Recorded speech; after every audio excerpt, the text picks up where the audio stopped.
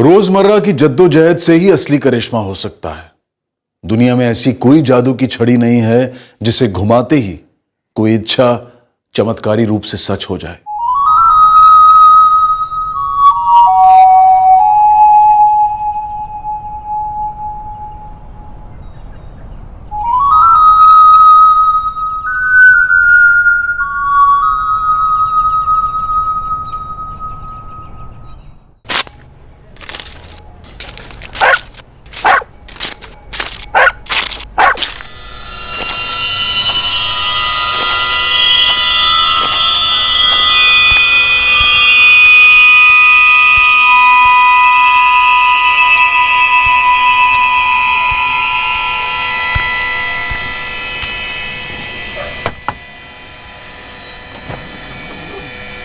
क्या है? गोविंद भाई है? नहीं, किधर गए? नरक में। जाकर नाके पे पूछो, पड़ा होगा कहीं दारू पी के।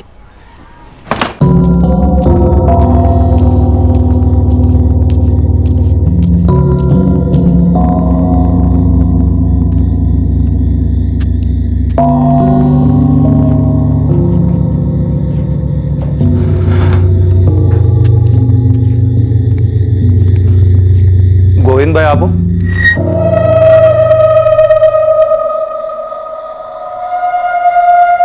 एक काम है आपसे। बोल। मुझे एक लाश चाहिए। लाश? हाँ, लाश। मतलब किसी की लाश बिछानी है, गेम बजाना है? जैसे भी, मुझे सिर्फ लाश से मतलब है। जैसे भी मतलब किसी को भी? हाँ, बस लाश चाहिए। काय को चाहिए लाश? अबे कौन है तू? ठीक से बोल। मतलब किसी की लाश बिछानी है क्या तेरे को? मरवाना है किसी को? बोला ना, सिर्फ लाश चाहिए। अब तू मेरे पास आयला है तो मेरे बारे में पूरा पता तो कीला होएगा। कितना लोगे? देख, तेरे को लाश चाहिए, लाश पेड़ पे तो उगती नहीं है, टपकाना पड़ेगा किसी को। वो तुम देखो, पैसा बोलो। लाख लेता हूं मैं, एक पेटी रोकड़ा। ठीक है, मैं बात करता हूँ और फिर मिलता हूँ तुमसे।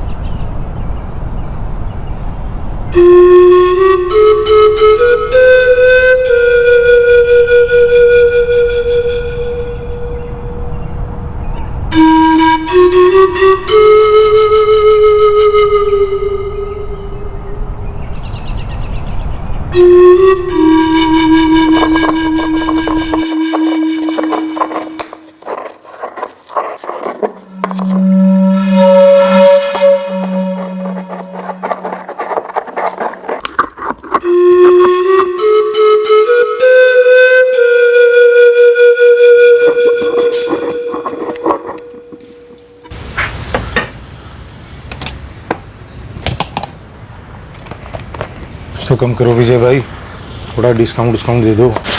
जितना कम करना था उतना कर दिया, अब इससे भी कम में चाहिए तो फ्री में ले जाओ। महंगाई खून चूस रही है विजय भाई। घर बनाऊं या घर चलाऊं कुछ समझ में नहीं आता, सब में पैसे पानी की तरह बहते। महंगाई से निपटने का तरीका है, उम्दा तरीका है।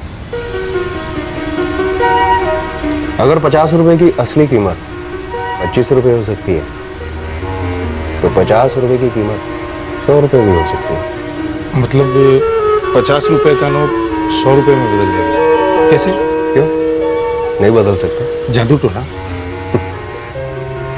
जिस विज्ञान को इंसान समझ नहीं पाता, बस उस पर लेबल लगा देता है, जादू टोना। डॉलर का भाव क्यों चढ़ता है? कोई जादू टोना।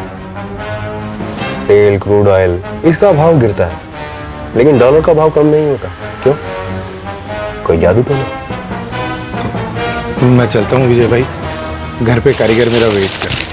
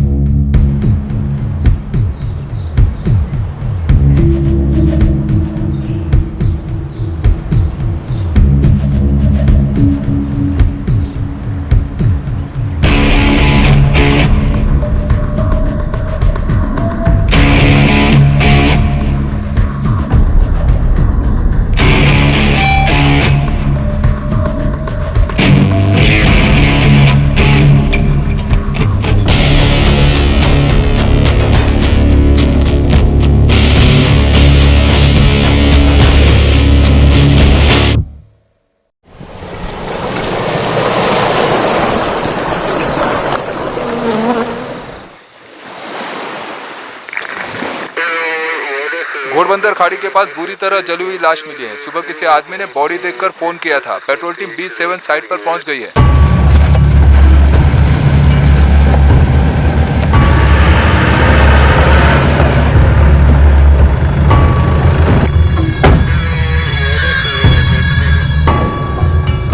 अब मैंने ही फोन किया था आपको। रोज सुबह की तरह मैं खाड़ी की तरफ आ रहा था, मेरी बोट है ना उसका डीजल चेक करने, तब मैंने ये देखा साहब।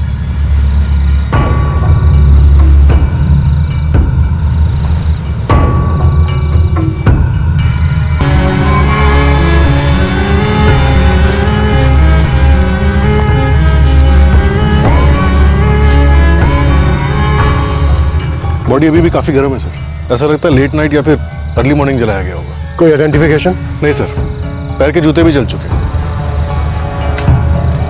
कुछ मिला? अभी तक तो नहीं। जितनी चालाकी से बॉडी जलाई गई है, उससे लगता नहीं है कि इतनी आसानी से आंखों के सामने कुछ आ जाएगा। सर जारी रखो। डेफिनेटली मेल बॉडी है। हम टिश्यूज प्रिजर्व कर सकते हैं आगे डीएनए टेस्टिंग के लिए। बॉडी जब हमें मिली बहुत गर्म थी, शायद कुछ घंटों पहले जलाया गया था इसे। लगभग कुछ ऐसा ही हुआ होगा। कत्ल कब और किस तरह से हुआ ये बताना बहुत ही मुश्किल होगा, बट इतना बता सकता हूँ कि इस आदमी की हाइट 5 फुट 7 इंच के लगभग होगी। इससे ज्यादा बताना पॉसिबल नहीं होगा। किसी को भी नहीं देखा?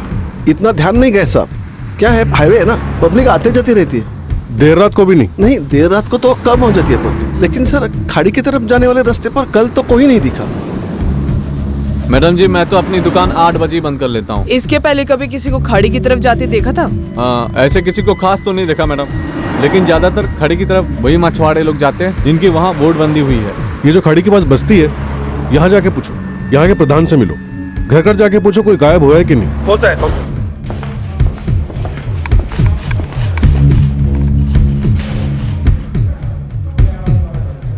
सारे पुलिस स्टेशन में मैसेज भेज दो कि जितनी भी मिसिंग कंप्लेन है सबको स्कैन करें।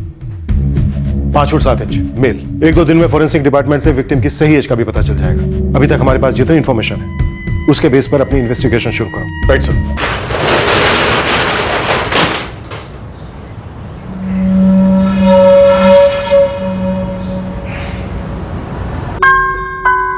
मैं निकल रहा हूं मंजरी।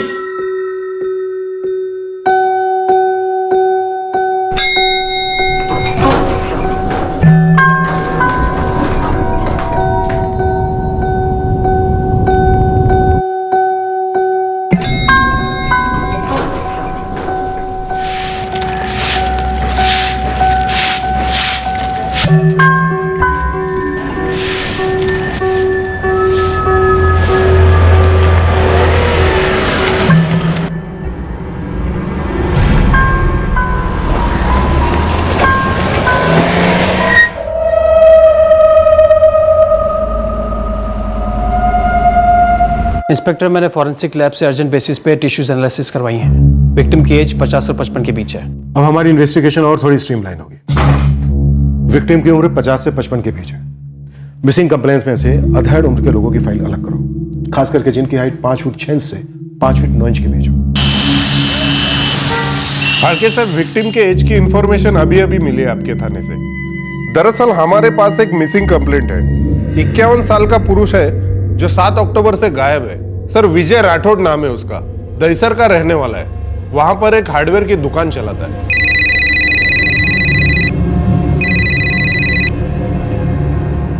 हेलो जी हाँ, मैं गीता राठौड़ बोल रही हूँ। आप कौन? क्या?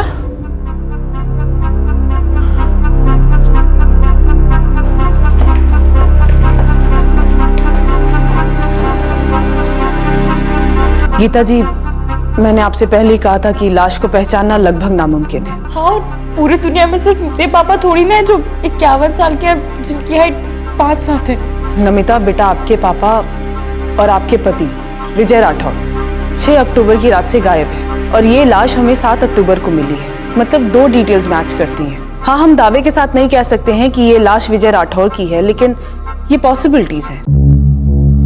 जली हुई लाश से हमें जितनी भी थोड़ी बहुत डिटेल्स मिली वो सब विजय राठौड़ की डिस्क्रिप्शन से मैच करता है। हम लाश का डीएनए टेस्ट करवाएंगे, तभी हम 100% श्योर हो पाएंगे कि वो लाश विजय राठौड़ की है या नहीं। नमिता बेटा, उसके लिए हमें आपके सैंपल्स की जरूरत होगी। जाहिर सी बात थी कि लाश इस कदर जलाई गई थी ताकि वो पहचानी ना जा सके, पर अक्सर कत्ल करने वाले ये नहीं जानते या समझते कि राख भी गवाही देती है। ये बरामद हुआ शव वाकई विजय राठौड़ का ही था और ये 100% साबित भी हुआ।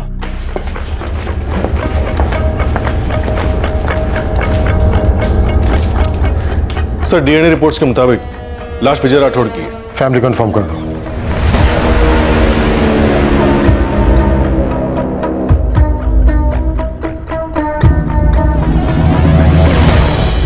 सर, जो टीम विजय राठौड़ की मिसिंग केस को हैंडल कर रही थी उसके पास उसके कॉल रिकॉर्ड्स भी, कई नंबर आइडेंटिफाई हुए, उनसे बात भी हुई है। फिर से एक नंबर स्कैन करो, सब लोगों से बात करो। हो सकता है कोई झूठ बोल रहा हो। हमें पता लगाना है कौन और क्यों।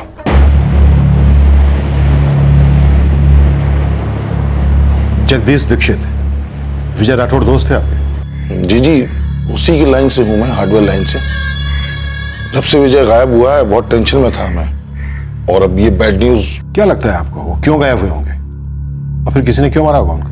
पता नहीं सर, विजय से किसी की कोई परेशानी चल रही थी, ऐसा कभी बताया नहीं मुझे उसने। किसी के साथ कोई दुश्मनी थी उनकी, कोई झगड़ा, कोई अनबन? नहीं, बड़ी नॉर्मल लाइफ थी। और मुझे तो समझ नहीं आ रहा कि कोई क्यों मारेगा उसको, किस लिए मारेगा, और वो भी इतने भयंकर तरीके से पूरी बॉडी जला दी।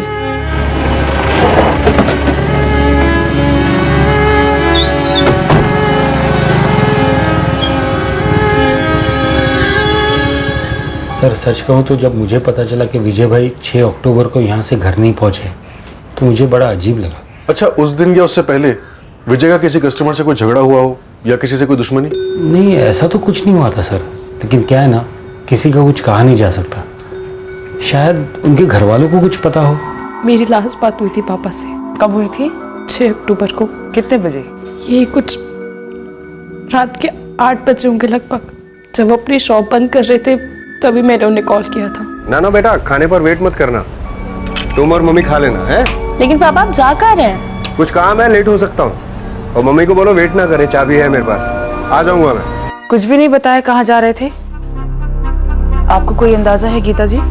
नहीं, उस रात वो घर नहीं लौटे तो नेक्स्ट टाइम हमने मिसिंग रिपोर्ट लिखवाई थी। उस वक्त तक पापा का फोन स्विच ऑफ हो चुका था। जरा सोच के ध्यान से बताइए, याद कीजिए।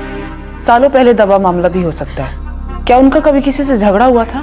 किसी दोस्त से, रिश्तेदार से, कस्टमर से, या फिर किसी अजनबी से? नहीं, ऐसा कुछ नहीं था। लेकिन अगर कुछ ऐसा हुआ हो जो उन्होंने हमें नहीं बताया है तो मैं नहीं कह सकती। गीता जी, तुषार गोयल कौन है? तुषार गोयल? मैंने नाम पहले कभी नहीं सुना।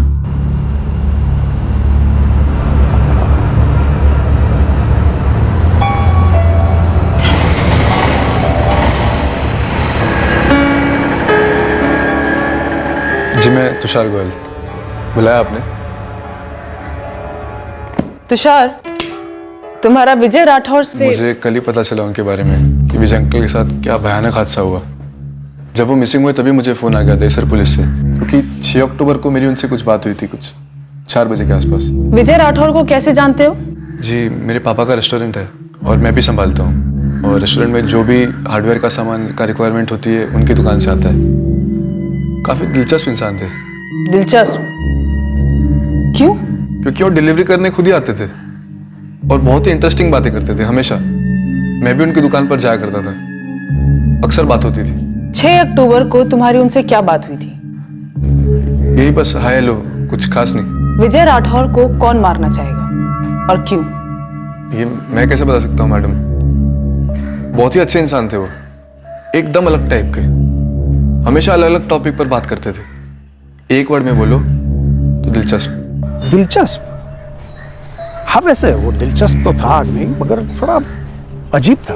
अजीब मतलब स्क्रू ढीला नहीं, वैसे वो थोड़ा अलग था, हटके था, सनकी। नहीं, मतलब सर उतना भी सनकी नहीं था वो। अभी सर आप ही बताइए कि लोग दुनिया में क्या खोजते हैं? हाँ, प्यार, पैसा, शोहरत, मगर ये जो विजय था वो हमेशा पत्ते ढूंढता था, पत्ते। पत्ते मतलब पेड़ के पत्ते? हाँ, पेड़। आयुर्वेद में कोई दिलचस्पी थी उसकी? मुझे भी ऐसा लगा, इसलिए मैं सोचा कि ये हार्डवेयर की दुकान और ये पत्ते, फिर एक दिन मैंने पूछ ही लिया। सुरेश भाऊ, कुदरत में करिश्मा होता है और ये पत्ते कुदरत का तोहफा है हमारे लिए। वो तो है, पर हर सुबह में देखता हूं तुम इन पत्तों को टुकुर टुकुर घूरते हो, ऐसा क्या है इसमें? करिश्मा मतलब जादू जैसा कुछ? वैसे उसने कभी मुझे बताया नहीं, मैंने पूछा नहीं। क्या पत्तों में करिश्मा? पेड़ के पत्तों में? हाँ सर, सुनकर मुझे भी बड़ा अजीब लगा। सर, मैंने राठौर के कुछ कस्टमर्स के साथ बात की, सभी कह रहे थे कि राठौर अक्सर बहकी बहकी और ऊट पटांग सी बातें करता था। जैसे कि? सर, जैसे एक कस्टमर ने बताया कि राठौर कह रहा था कि 25 रुपए 50 बन सकते हैं और 50 रुपए 100 रुपए बन सकते हैं। कुदरत और विज्ञान की बातें करता था सर। विजय राठौड़ की पत्नी और उसकी बेटी से बात हुई? किसी से कोई पैर वैर? नहीं सर, फैमिली को इस बारे में कोई आइडिया नहीं है। और सर, विजय को जो जानते थे उन्हें भी ऐसा कुछ पता नहीं। अपने खबरों की फील्डिंग लगा दो और पता करो ये बेटी और पत्नी झूठ बोल रहे हैं या सच। घरेलू मामला भी हो सकता है, और ये भी पता लगाओ कि इस अजीब विजय राठौड़ की मौत से किसे फायदा हो सकता है।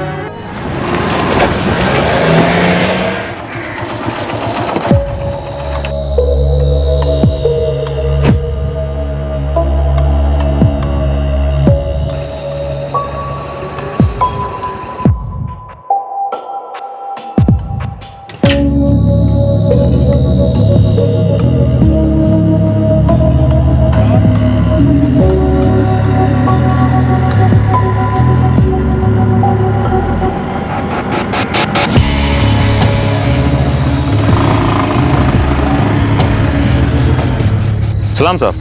बोल। ये जगदीश दीक्षित जो है, इसका विजय के घर पे काफी आना जाना हो रहा है। विजय के घर पे क्यों? अब साहब, घर के अंदर तो मेरे लड़के फील्डिंग नहीं कर सकते ना, क्या बात होती है अंदर ये तो घर वाले ही बता सकेंगे।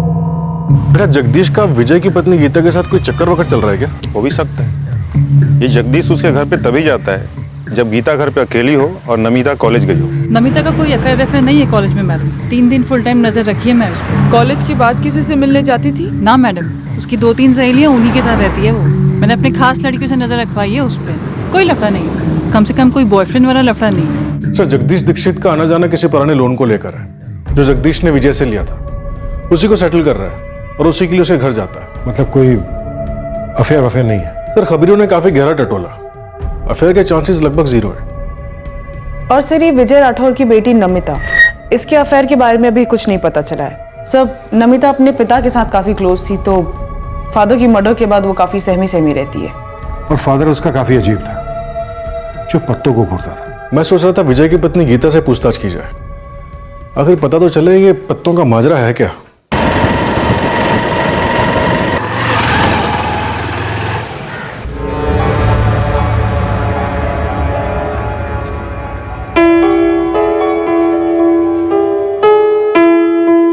जी, उनका इंटरेस्ट अलग अलग चीजों में होता था, लेकिन वो अपने तक ही रखते थे। लेकिन गीता जी, हमने सुना है कि विजय जी घर में कुछ खास पौधों के खास पत्ते लेकर आते थे। उनका मानना था कि उसमें कुछ जादुई शक्तियां हैं, करिश्मा जैसा कुछ।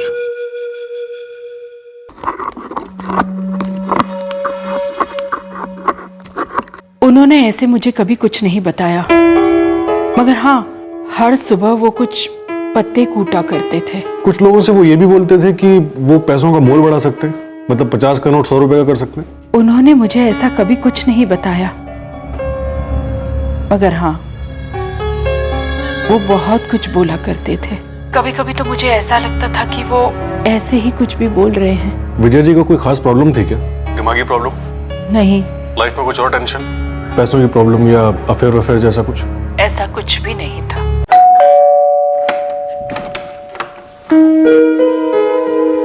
जी जी, मेरा नाम तुषार गोयल है। मैं आपके पति विजय राठौड़ जी को अच्छी तरह जानता था। उन्हें विजय अंकल बुलाता था मैं। बोलिए। क्या मैं अंदर आ सकता हूँ?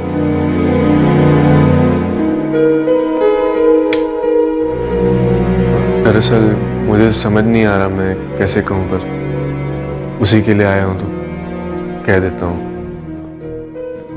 मुझे मेरी किताब वापस चाहिए। जी, किताब? मैंने विजय अंकल को पढ़ने के लिए दी थी, और उसके बाद ये सब हो गया तो शायद आपके घर में ही कहीं पड़ी होगी। बहुत ही कीमती किताब है मेरी वो, मुझे वापस चाहिए प्लीज। मुझे तो किसी किताब के बारे में उन्होंने कभी बताया ही नहीं। कौन सी किताब और किस बारे में है ये किताब? पेड़ पौधों के बारे में। नहीं, पापा ने तो मुझे कभी किसी किताब के बारे में तो नहीं बताया। फिर भी एक बार उनके रूम में चेक कर लीजिए।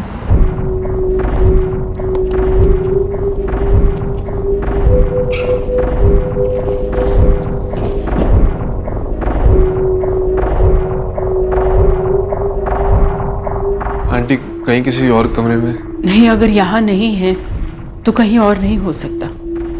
दुकान पर? वहाँ के बारे में मुझे पता नहीं। आंटी, क्या हम प्लीज एक बार दुकान पर जाकर चेक कर सकते हैं? मुझे बोलते हुए बहुत अजीब लग रहा है, पर वो किताब सिर्फ कीमती नहीं है, आउट ऑफ पब्लिकेशन है, इतनी आसानी से नहीं मिलती, एक्चुअली मिलती ही नहीं है। प्लीज एक बार दुकान पर चलें।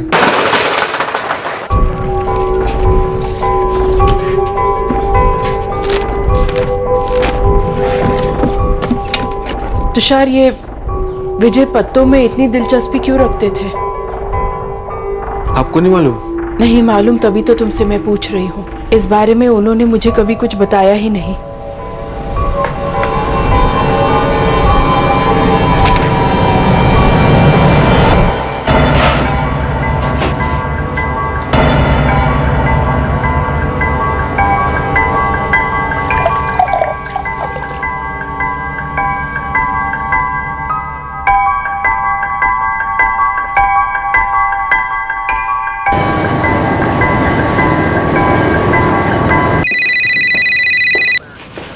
हाँ लालू बोल, बढ़िया खबर सुना कोई? एक 19-20 खबर है, लेकिन अपना काम तो बोलना है ना। हाँ तो बोलना। साहब, अपना अर्चिता बाहर है ना। कल रात को मैं वहाँ बैठा था एक हिस्ट्री शीटर के साथ में, गोविंद कदम, वही जिसको आपने लास्ट टाइम अंदर किया था। गोविंद कदम? हाँ, वो बेवड़ा। हाँ वही, अभी बेल पे बाहर है वो। लेकिन साहब, उसने ना एक अजीब सी बात बताई। क्या है ना गोविंद भाई, बहुत पनौती टाइम चल रहा है। 3-4 हफ्ते हो गए वो विजय राठौड़ के मर्डर को, लेकिन अब तक एक टिप नहीं मिल रही पुलिस वालों को देने के लिए। ना कोई सुपारी की खबर, ना कुछ ना कुछ। अरे ऐसे ही मार दिया होगा यार। ऐसे का क्या मतलब है गोविंद भाई? ऐसे ही टाइम पास के लिए या किसी सुपारी के नेट प्रैक्टिस के लिए? हाँ नहीं नहीं, ऐसे ही मतलब लाश के लिए। लाश के लिए? नहीं, मैं कुछ समझा नहीं। अरे कुछ दिन पहले ना मेरे पास ढक्कन आया, बोला मेरे को तेरे से एक काम है।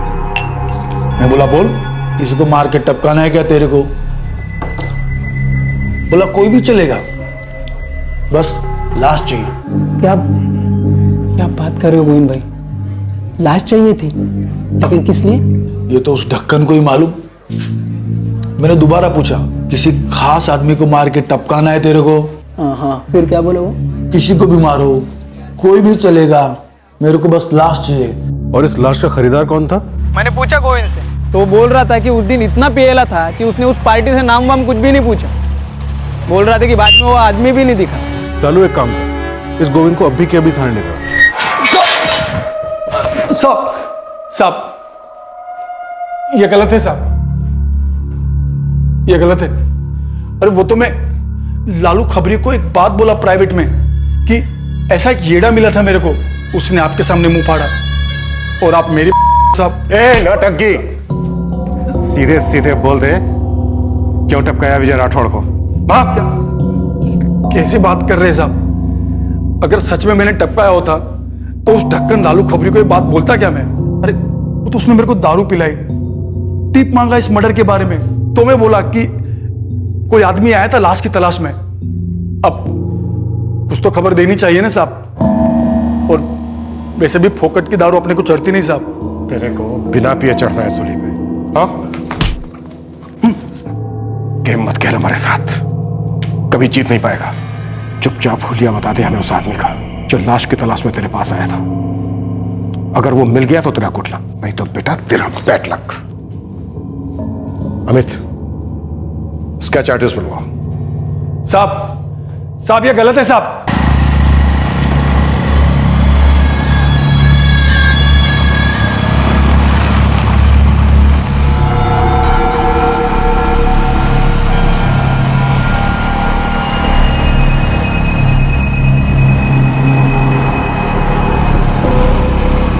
ये हिस्ट्री शीटर गोविंद सच बोल रहा था या नहीं ये तो नहीं पता, पर उसके बताए हुलिये से ये निकला है। एक काम करो, हेल जाओ और पता करो ऐसा कोई आदमी है भी या नहीं। सर, सारे थाने डिस्ट्रिक्ट के साथ साथ पूरी मुंबई में भी सस्पेक्ट का स्केच भेज दिया। और तुषार गोयल आदमी लगे उसके पीछे। सर, ये केस भी सच में बड़ा अजीब है। एक हार्डवेयर शॉप चलाने वाला आदमी पत्तों में दिलचस्पी रखता है। ये बुक की क्या बात कर रहा था तुषार? सर, मेरे तो कुछ समझ में ही नहीं आ रहा है। कुछ दिन पहले आपके पुलिस स्टेशन से मंजू मैडम मुझसे पूछ रही थी कि ये तुषार गोयल कौन है। फिर आपने मुझसे पूछा कि पत्तों का क्या माजरा है मेरे पति की लाइफ में। फिर ये तुषार गोयल खुद मेरे घर में आकर के पत्तों की किसी कीमती किताब के बारे में बात कर रहा था जो उसने मेरे पति को दी थी। सर, मुझे तो ऐसा कुछ याद नहीं है कि मेरे पति ऐसी कोई किताब लाए हो और मेरे सामने पड़ी हो, और वो भी किसी से उधार लेकर।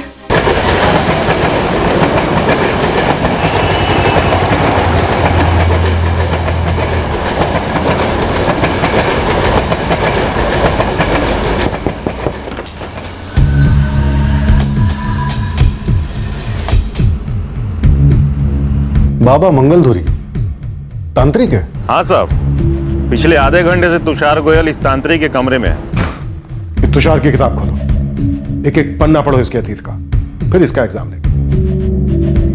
जादुई पत्ते, तांत्रिक बाबा, कुछ ना कुछ झाड़ फूंक का मामला हो सकता है।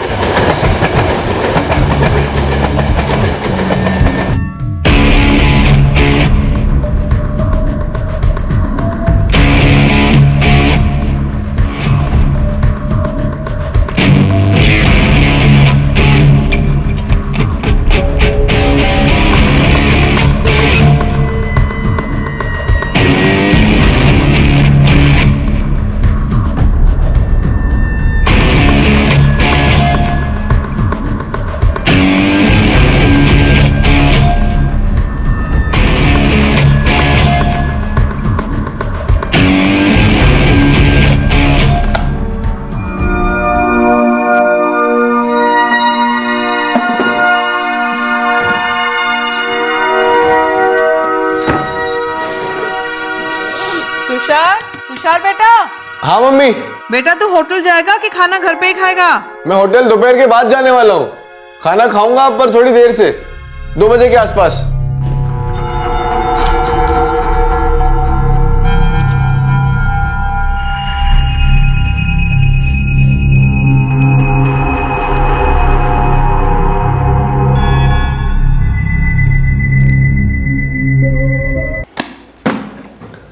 अबे क्यों टेंशन ले रहा है, पास हो जाएगा तू। यार कुछ नहीं पढ़ा है मैंने, अब पढ़ने बैठा तो कुछ समझ नहीं आ रहा, मुझे पूरा कंफ्यूज हो रहा है, पहले क्या पढूं बाद में क्या पढूं, पक्का फेल हूं मैं। आज तक मैं फेल नहीं हुआ, तू कैसे फेल हो जाएगा बे? साला इतना तो पढ़ाई करता है तू। वही तू यहाँ वहाँ पे लेके गया मुझे, कभी मूवी चल कभी मैच चल, ये टाइम पास वो टाइम पास, पढ़ाई पे फोकस नहीं करने दिया तूने मुझे। बे यार तू बोर मत कर यार, और खुद की फ्रस्ट्रेशन मुझ पर क्यों निकाल रहा है तू? और तू दूध पीता बच्चा है जो मेरी बातों में आ जाएगा। तो तेरी बातों में आकर ये हाल हुआ है मेरा, सीरियसली। साले तू मेरी बातों में आकर फंसा है। तो चल एक सॉल्यूशन बताता हूं तुझे। क्या सॉल्यूशन? बाबा अच्युतानंद भाई टॉप का बाबा है, फालतू फ्रॉड नहीं है, रियल बातें जानता है वो। उसने तांत्रिक साइंस में MSc किया है, तेरे सारे प्रॉब्लम्स यू खत्म कर देगा वो। अबे जा बे, यहाँ पड़ी है मेरी, तू जादू तोड़ने की गोली दे रहा है। अबे गोली नहीं बे, रियलिटी है। अबे मुझे देखना, मैं आज तक कभी फेल हुआ क्या? नहीं। अबे मार्क्स के मार्क्स और मस्ती की मस्ती। कैसे? कॉपी करके ना, ग्रहों का सेटिंग है बॉस। मैं तो कहता हूँ तू एक बार स्टडी कर ले इस सब्जेक्ट पर, तुझे समझ में भी आएगा। मैं तो कहता हूँ कि तू भी एक बार चल, छोटी सी एक पूजा कर ले, फिर देख लाइफ में कैसा करिश्मा होता है तेरे। ये चाय पीना।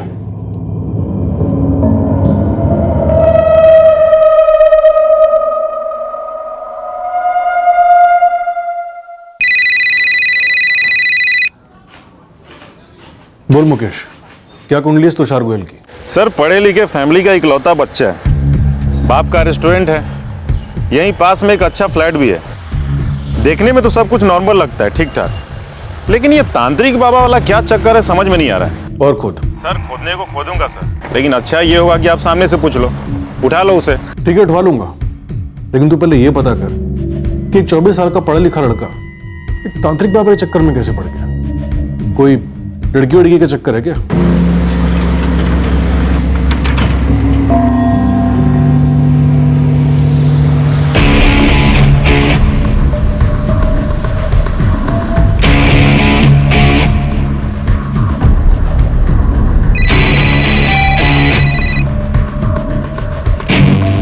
बोल मुकेश। सर आपने जो स्केच दिया था लाश की तलाश करने वाला बंदा, वो इस तुषार के बाप के रेस्टोरेंट में काम करता है। पक्का वही है जिसने गोविंद से लाश मांगी थी? साहब 90% वही है, अभी देखा उसे, साइकिल लगाकर रेस्टोरेंट के अंदर गया। मैं तो बोल रहा हूँ इस तुषार को स्केच वाले को दोनों को उठा लो, लगता है आपका केस क्लोज करने का टाइम आ गया।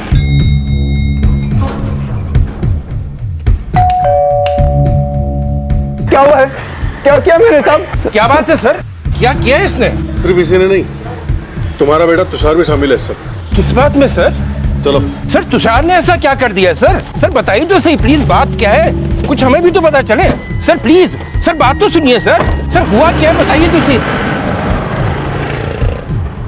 तुषार तो अपने कमरे में है, बिजी है, बताइए क्या काम है उससे आपको? ये बात मैं तुषार को ही बताऊंगी, आप उसे बाहर बुलाती हैं, हम अंदर घुसे।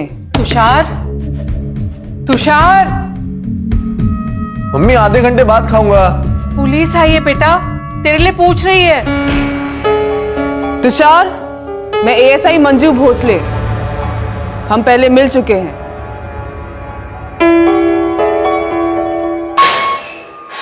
अरे साहब। हाँ साहब, साहब यही था वो ढक्कन जिसको लाश चाहिए थी।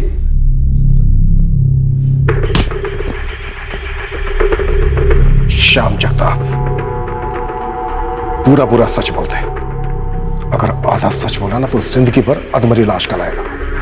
क्यों चाहिए थी लाश? मुझे नहीं चाहिए थी लाश, वो मेरे मालिक के बेटे तुषार सेठ को चाहिए थी। उन्होंने बोला शाम एक लाश दिला दे, अच्छे पैसे मिलेंगे। लाश? लेकिन लाश किस लिए चाहिए तुषार सेठ? उसका तुझसे कोई ताल्लुक नहीं है, तू बस लाश ला, तगड़ा पैसा मिलेगा। लेकिन तुषार सेठ मैं कहाँ से लाऊंगा लाश? वो तू जान, पूछ, तेरे इलाके में बस्ती में कोई ना कोई तो ऐसा होगा जो अपनी डिमांड पूरी कर सके। पैसे की चिंता नहीं है। 2 महीने पहले की बात है ये। तू लाश के लिए इस गोविंद के पास ही क्यों गया? ये सप्लायर है लाशों का? दरअसल सर वो मैंने दारू के अड्डे पर सुना था, ये हाफ मर्डर के चार्ज में जेल काट चुका है। मुझे लगा यही लाश का कोई जुगाड़ कर देगा। तुषार को लाश क्यों चाहिए थी? सर वो क्या वो? सर उन्होंने तो ये कभी बताया नहीं। तुषार सेठ तंत्र मंत्र में बहुत विश्वास रखते हैं, बहुत सारे बाबाजियों के पास भी जाते हैं। और तू पैसों में बहुत विश्वास रखता है। उसने कहा लाश चाहिए और तूने हाँ में मुंडी हिला दी। लाश कोई लड्डू पेड़ा है क्या लाके दे देगा? पुलिस के पास क्यों नहीं गया?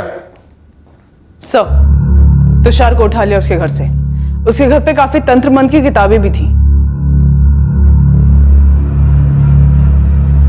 ये सब मतलब हमें पता ही नहीं हमारा बेटा ये सब पढ़ रहा था। कहां से आई ये सब किताबें? जादू से। एक लंबे समय से आपका इकलौता बेटा ढोंगी, पाखंडी, तांत्रिक बाबाओं के चक्कर काट रहा था। हो सकता है उसने कोई चमत्कारी छड़ी हासिल की उनसे। ऐसे कैसे हो सकता है? हमें तो अभी तक कोई आभास भी नहीं हुआ। हम तो यही सोचते रहे कि हमारा बेटा बंद कमरे में बैठ के पढ़ाई कर रहा है। तो किसी पूजा पाठ, तंत्र मंत्र के लिए मारा तूने विजय राठौड़ को। ओए जादूगर, जादू पकड़ा गया तेरा। अब सीधे सीधे बोलते हैं, तूने खुद मारा ना विजय राठौड़ को, ताकि लाश के तेरे पैसे बच जाए, पॉकेट में लाश मिल जाए तेरे जादू टोने के लिए, तंत्र मंत्र के लिए। नमस्ते अंकल। अरे तुषार, नमस्ते, आजा। ये रहे पीपल के पत्ते। अब सच सच बताओ, ये इस्तेमाल होंगे ना? पीपल के नहीं, कभी नहीं। तो फिर कौन से पत्ते? आज तो बता ही दो। अभी एक्सपेरिमेंट चल ही रहा है, ऐसे कैसे बीच में फॉर्मूला बता दूं? हाँ? और फिर पूरा होने के बाद भी क्यों बताऊं? मेरी मेहनत तो गई ना पानी में। हाँ तो मुझे तो बता ही सकते हो ना मंगल। मैं भी आपकी तरह कुदरत के करिश्मे में विश्वास करता हूँ। अंकल, मैं आपकी बड़ी इज्जत करता हूँ। अपना चिल्ला समझ कर ही बता दो मुझे। नहीं रे, मैं ऐसी मीठी बातों में नहीं आने वाला। सब्र रख, मेरा एक्सपेरिमेंट पूरा हो जाए, मेरा फार्मूला लॉक हो जाए, उसके बाद मैं अपना फार्मूला पेटेंट करवाऊंगा, कॉपीराइट करवाऊंगा। उसके बाद झक मार के पूरी दुनिया को कबूल करना ही होगा कि कुछ खास पत्तों में जादुई ताकत होती है, वो करिश्मा कर सकते हैं। हाँ तो मैं अभी से मानता हूँ ना। आपको चाहिए तो मैं अपने खून से लिख के दे देता हूँ, मैं किसी को नहीं बताऊंगा। नहीं रे, मैं कभी किसी को नहीं बताऊंगा। ये कैसा एक्सपेरिमेंट था? किस चीज का फार्मूला बन रहा था? सोना बनाने का। खास किस्म के पत्तों से सोना बनाने का। खास किस्म के पत्तों से सोना बनाने का फार्मूला? उनके पास सोना बनाने का फॉर्मूला था सर, मुझसे शेयर ही नहीं कर रहे थे। मैंने उनके साथ कई डिटेल शेयर की तंत्र की, तब उन्होंने नहीं कहा कि नहीं मुझे तुम्हारी इंफॉर्मेशन नहीं चाहिए। लेकिन जब खुद की बारी आई फॉर्मूला देने की, मुकर गए। तेरे सामने बनाया सोना? किसी खास किस्म के पत्तों को कूटकर? सामने नहीं बनाया, लेकिन वो बोल रहे थे कि उनका एक्सपेरिमेंट चालू है और फॉर्मूला आ गया था उनके पास। मुझसे शेयर ही नहीं कर रहे थे। तो तूने पत्तों से सोना बनाने के फॉर्मूले के लिए विजय राठौड़ का कत्ल कर दिया? हाँ तो मैं तड़प रहा था सर। मैंने काफी ज्ञान हासिल कर लिया है किताबों से। अब मुझे असली पावर चाहिए था। कैसी पावर? लाश का बंदोबस्त तो हो जाएगा, लेकिन वो गोविंद पूरे 1 लाख मांग रहा है तुषार भाई। अब मुझे किसी लाश की तलाश नहीं है। लाश है मेरे पास। कहाँ मिली लाश? मिली नहीं है, बिछानी पड़ेगी। आदमी जिंदा है अभी। और तुझे इस काम के सिर्फ 5,000 नहीं मिलेंगे, पूरी रकम मिलेगी जो गोविंद मांग रहा था, पूरे 1 लाख। कौन है जिसे? है एक आदमी, मैं लाऊंगा उसे अपने साथ। तू बस उसे खत्म करेगा। देखो तुषार सेठ, पहले जब पूछा तब आप बोले नहीं, लेकिन अब बोलना पड़ेगा। क्यों मारना चाहते हैं आप उस आदमी को? किस लिए चाहिए लाश आपको? पावर के लिए। मुझे एक तांत्रिक बाबा ने बोला है कि किसी पावरफुल आदमी को मार के उसकी लाश इस्तेमाल करेगा तो उसकी सारी पावर तेरे अंदर आ जाएगी। पावर? ये कैसा पावर है? क्या होता है इस पावर से? सोना बनता है पत्तों से। सोना। हम सोना बनाएंगे पत्तों से? विजय अंकल, कब से आपसे बात करना चाह रहा था। आज कुछ ढांसू नया सीखा है मैंने, आपको डेमोन्स्ट्रेशन देना चाहता हूँ। क्या डेमोन्स्ट्रेशन? कुछ तो बोल। ऐसे नहीं, आप सोना बना सकते हैं तो मैं क्या बना सकता हूँ ये आपको मिल के दिखाऊंगा। चौंक जाएंगे आप मेरा चमत्कार देखकर। करिश्मा सिर्फ अब आपकी मोनोपोली नहीं है, ना कोई कॉपीराइट है आपका जादू। ऐसा? हाँ ऐसा।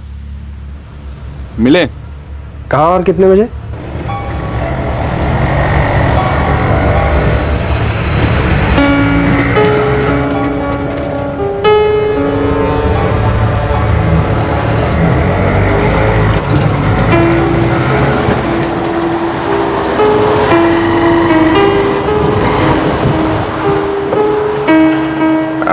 तुषार, आइए बैठिए, चलते हैं।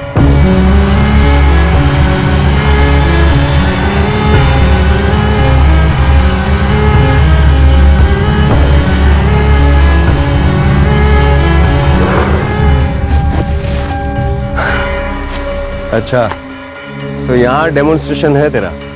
जी।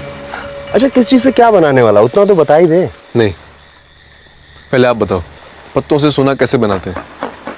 फॉर्मूला चाहिए मुझे। बेटा, अगर मुर्दे को जिंदा करने का चमत्कार भी तू मुझे दिखाएगा ना, तो भी मैं अपना सोना बनाने का फार्मूला तुझे कभी नहीं बताऊंगा। ऐसा तो मैं आपको जिंदा आदमी को मुर्दा बनाने का चमत्कार दिखा देता हूँ, और वो आदमी कोई और नहीं, आप होंगे। और आपके साथ साथ आपका सोने वाला फॉर्मूला भी खाक। जान से मारने की धमकी? धमकी नहीं दे रहा, एक्चुअली में मारने वाला हूं आपको। श्याम, श्याम!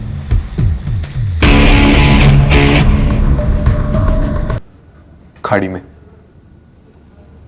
तो जिस कीमती किताब को तो ढूंढने की एक्टिंग कर रहा था, दरअसल वो पत्तों से सोना बनाने का फार्मूला था। तुझे लगा कि विजय राठौड़ ने वो कहीं लिख के रख दिया होगा, घर पे या दुकान पर। तू बीएससी ग्रेजुएट है, 24 साल का, 21वीं सदी का यंग मैन। तूने ऐसा सोच भी कैसे लिया कि पत्तों से सोना बनाने का कोई फॉर्मूला हो सकता है? सर, विजय अंकल भी पढ़े लिखे थे, पोस्ट ग्रेजुएट। वो कई सालों से इसे स्टडी कर रहे थे। वो मेरे सामने कई तरह के पत्ते इकट्ठा करते थे। सर, जो दुनिया में साबित नहीं हुआ है, जरूरी नहीं वो विज्ञान ना हो।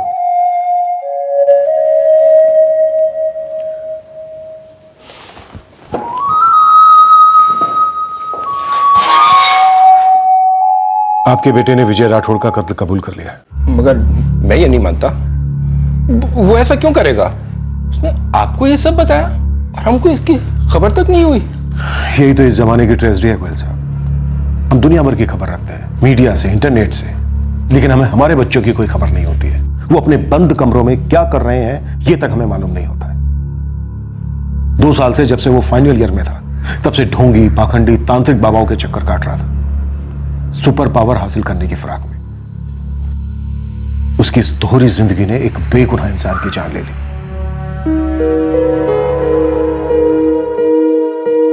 गीता जी, नमिता, क्या विजय जी वाकई सीरियसली इस तरह का एक्सपेरिमेंट कर रहे थे? मुझे तो मजाक ही लगता था। कभी बोलते थे कि इस महीने से राशन मत लाना, सारे डब्बे अपने आप से ही भर जाएंगे। मुझे भी हमेशा मजाक ही लगता था। हमने भी सुना है कि विजय जी अक्सर ऐसी बातें करते रहते थे। और ये लड़का तुषार, जो उनकी पत्ते से सोना बनाने वाली बातों में आ गया और उसने विजय जी को मार डाला, अब खुद तो जेल जाएगा ही और उसका मुलाजिम भी जाएगा, जो पैसों की लालच में आकर बेवकूफ बन गया।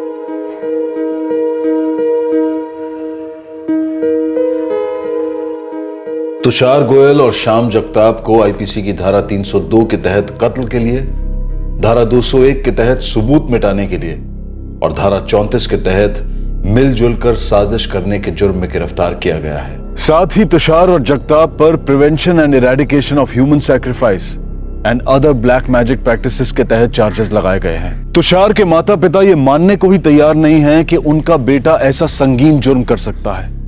दरअसल किसी के लिए भी ये मानना मुश्किल लगता है कि एक पढ़ा लिखा, आज की सदी का शहरी लड़का इस तरह की हरकत करेगा। लेकिन देश विदेश में ऐसे हादसे आए दिन होते आए हैं और हो रहे हैं। करिश्मा या किसी चमत्कार के लोभ में लॉजिक और विवेक के साथ साथ इंसानियत भी चुटकी बजाते ही गायब हो जाती है। धन का लालच हो, किसी इंसान के प्रेम का लालच हो, किसी को नुकसान पहुंचाने की इच्छा हो, कोई एग्जाम पास करना हो या फिर कोई छोटा सा छोटा कार्य हो, जादू का शॉर्टकट अपनाने वालों की कमी नहीं है इस दुनिया में। और इस शॉर्टकट का रास्ता दिखाने वाले पाखंडियों की भी कमी नहीं है इस दुनिया में। हर इंसान की जिंदगी का सबसे बड़ा करिश्मा होता है उसके अपने अंदर की चेतना, आत्मविश्वास और मेहनत करने की शक्ति का आभास होना। और यही एक पावर होती है जो इंसान को जिंदगी के हर उतार चढ़ाव का संतुलित मन से सामना करने की ताकत देती है।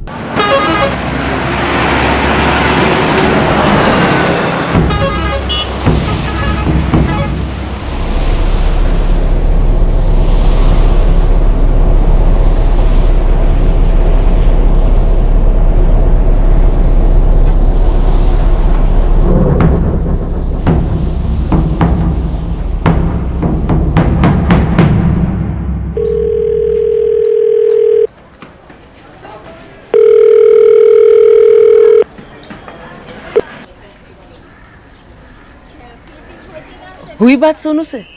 फोन उठाएगा तब बात होगा ना। पापा हर जगह देख लिया, सोनू भैया कहीं नहीं मिले। कहाँ चला गया होगा ये लड़का? मैं भी उसी का ही फोन ट्राई कर रही हूँ रामकिशोर, लेकिन सोनू फोन उठा ही नहीं रहा है। क्या मैडम जी, फोन उठाया आपका? फोन नहीं उठा रहा है वो। मैं उसका नंबर ट्राई कर रही हूँ, सिर्फ रिंग जा रही है, फोन नहीं उठा रहा। फोन नहीं उठा रहा है? हम भी सब जगह ढूंढ लिए मैडम जी, पता नहीं हमारा सोनू कहाँ चला गया है। सोनू के पापा भी काफी बेहाल हैं। देखो कविता, मेरे ख्याल से और वेट करने का कोई पॉइंट नहीं है, पुलिस की हेल्प लेते हैं। पापा मैं भी आपके साथ चलूंगा। और हम भी चलेंगे आपके साथ। ठीक है, चलो।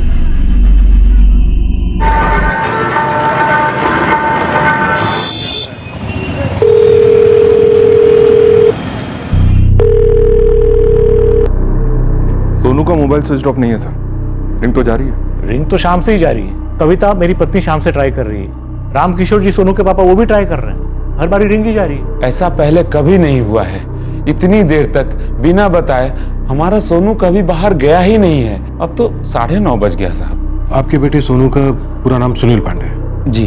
20 साल का है? जी सर 20 साल का हो, बड़ा हो या छोटा हो, बोलकर गया था कि आएगा, पर ना ही वो शाम को काम पर लौटा और ना ही घर आया। सुनील, मेरा मतलब सोनू जब सुबह काम पर आपके घर आया था तो उसने किसी तरह का कोई हिंट दिया था कि वो कहीं जाने वाला है किसी काम वाम से? नहीं, मुझे लगा मेरे हस्बैंड को लंच देने गया है।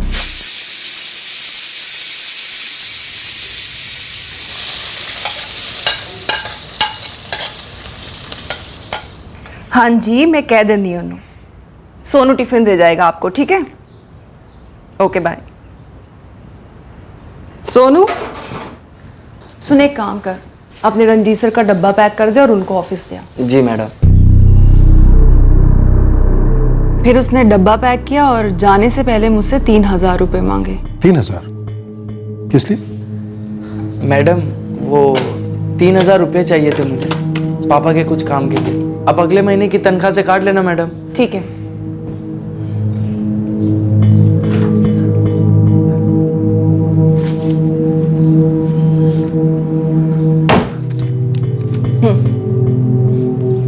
बहुत ख्याल रखते हो अपनी फैमिली का, अच्छे बेटे हो। Thank you madam.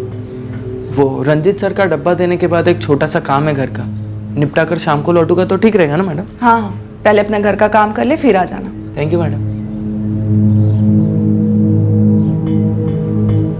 मैं फिर से मेरे काम में बिजी हो गई और फिर 1 घंटे बाद रंजीत ने कॉल किया मुझे। हाँ जी रंजीत। कविता भूखा मारूगी क्या?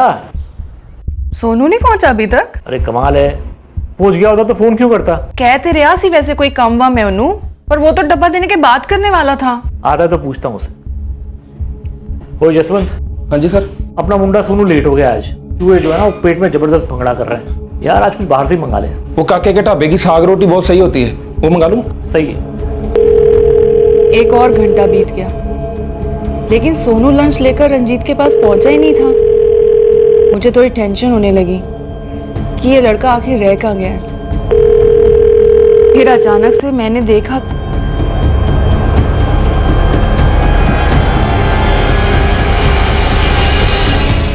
उसने टिफिन पैक किया, लेकिन वो टिफिन लेकर नहीं निकला। नहीं सर, और वो फोन भी नहीं उठा रहा था, तो मैंने वेट किया, सोचा कि शाम को 5:30 बजे के करीब वो आएगा तब पूछ लूंगी, लेकिन सर वो आया ही नहीं। तो तकरीबन 8 बजे के करीब मैंने उसके फादर रामकिशोर जी को फ़ोन किया। कुछ समझ में नहीं आ रहा है साहब, घर पर भी सोनू ने कुछ नहीं बताया है। आपको 3000 रुपए किस लिए चाहिए थे जो सोनू ने इनसे एडवांस में लिए? ऐसा तो कुछ नहीं था साहब। लक्ष्मी जी, आपको सोनू से घर पर दोपहर को क्या काम था? नहीं साहब, हमने तो उससे कोई भी काम नहीं कहा था। ये सोनू आप लोगों के घर पर काम के लिए 2 बार आता है, सुबह और शाम? नहीं सर, सारा दिन काम करता है। सुबह तकरीबन 9 बजे के आसपास आता होगा। नहीं जी सर, 9 बजे के करीब वो आ ही जाता है। ब्रेकफास्ट रेडी करना, फिर लंच की तैयारी, और दोपहर में घर के जो भी छोटे मोटे काम होते हैं वो सब खत्म करता है। फिर डिनर बनाकर तकरीबन 8 बजे के करीब वो अपने घर को चला जाता है। बहुत होनहार लड़का है सर, सारा काम करता है। मेरी एक ट्रांसपोर्ट की कंपनी है, तो कभी कभी दोपहर को मैं वहाँ बुला लेता हूँ, वहाँ भी अच्छा काम करता है। सर सोनू का मोबाइल अभी भी चालू है। मोबाइल कंपनी ट्रैकिंग शुरू कर रही है। उनका कहना है कि एग्जैक्ट लोकेशन आने में कल तक का टाइम लग सकता है। फोन अभी भी चालू है, बंद नहीं हुआ है। हो सकता है वो कहीं चला गया हो, बस फोन नहीं उठा रहा हो। लेकिन सर वो फोन क्यों नहीं उठाएगा? ये अभी कह पाना मुश्किल है, लेकिन जैसा कि आपकी मिसेज ने कहा कि वो कह रहा था उसे कुछ काम है, तो हो सकता है वो उस काम से कहीं गया हो। 20 साल का लड़का है, बालिग है, खुद कमाता है। अब अगर वो अपनी मर्जी से कहीं गया है तो ये मिसिंग केस के दायरे में तो नहीं आता। सोनू आज तक कहीं भी अकेले नहीं गया है। अमरा जी बहुत घबरा रहा है। लक्ष्मी जी मैं समझ सकता हूं, लेकिन हमें 24 घंटे इंतजार करना हो। अगर देर रात तक या सुबह तक सोनू आ जाता है तो ठीक है, नहीं तो हम मिसिंग कंप्लेंट दर्ज करेंगे और ढूंढ निकालेंगे आपके सोनू को।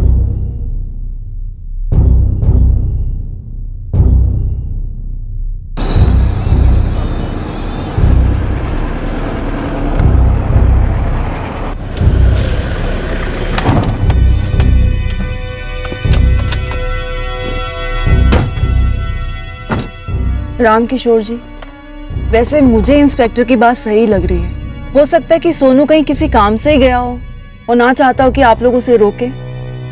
मुझे लगता है कि हमें सुबह तक वेट करना चाहिए। राम किशोर जी आप बिल्कुल फिक्र मत कीजिए, कल सुबह तक सोनू का फोन जरूर आ जाएगा या फिर वो खुद ही आएगा।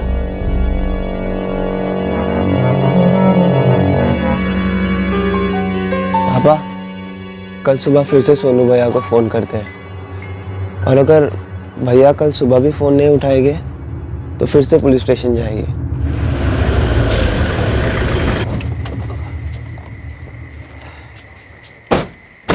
कविता कल के लिए चला लो प्लीज। कल भी अगर सोनू नहीं आया तो परसों के लिए जसवंत से बात करके किसी और को बुला लेंगे। मैं तो कहता हूँ हो सके तो निर्मला को ही बुला लो फिर से। ठीक है।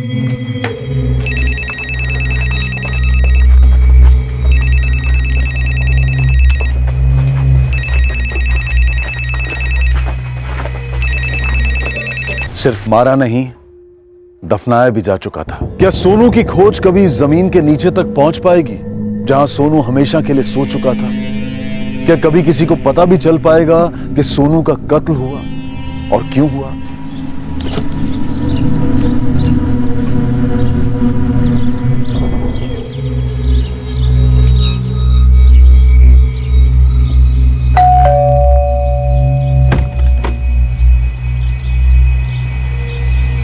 नमस्ते मैडम जी, कल रात फोन किया था आपने? हाँ, एक दिन के लिए काम पर आ सकती है आज से? हाँ मैडम जी, पर एक दिन ही क्यों, हमेशा के लिए रख लो ना पहले जैसे। ठीक ही तो काम कर रही थी मैं। आज के लिए फ्री है क्या? हाँ मैडम जी, मैं भी झाड़ू पोछा करके जाती हूँ, 10 बजे आके बाकी का काम खत्म कर दूंगी। पर मैडम जी मुझे हमेशा के लिए रख लो ना पहले जैसे, हम दोनों का ही फायदा है। सर वो लड़का सोनू, सुनील पांडे जो है, कल रात वाला मामला ना, कॉल किया उसने? नहीं सर, उसके फादर ने उसके नंबर पे कॉल किया था लेकिन स्विच ऑफ आया। फिर मैंने भी उसका फोन चेक किया सर, लेकिन अभी भी स्विच ऑफ है। इस सुनील पांडे और सोनू के फोन लोकेशंस निकालो, पता करते हैं कहां गया और क्यों गया।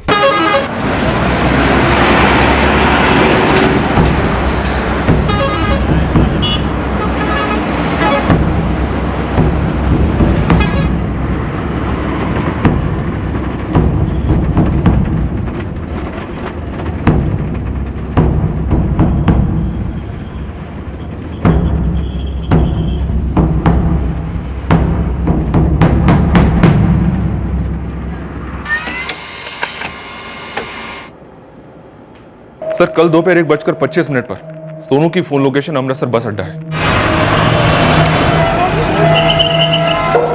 तकरीबन 2:30 बजे के आसपास अमृतसर बस अड्डे से मूवमेंट शुरू होती है सर, वाया जालंधर, फगवाड़ा, लुधियाना, कुरुक्षेत्र, करनाल, पानीपत, सोनीपत। उसके बाद दिल्ली में मोबाइल स्विच ऑफ हुआ। दिल्ली में कहां? ISBT, Kashmiri gate.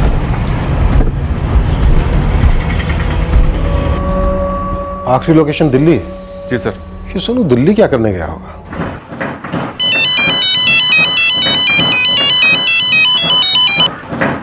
Hello Ramkishore जी, आपका दिल्ली में कौन है?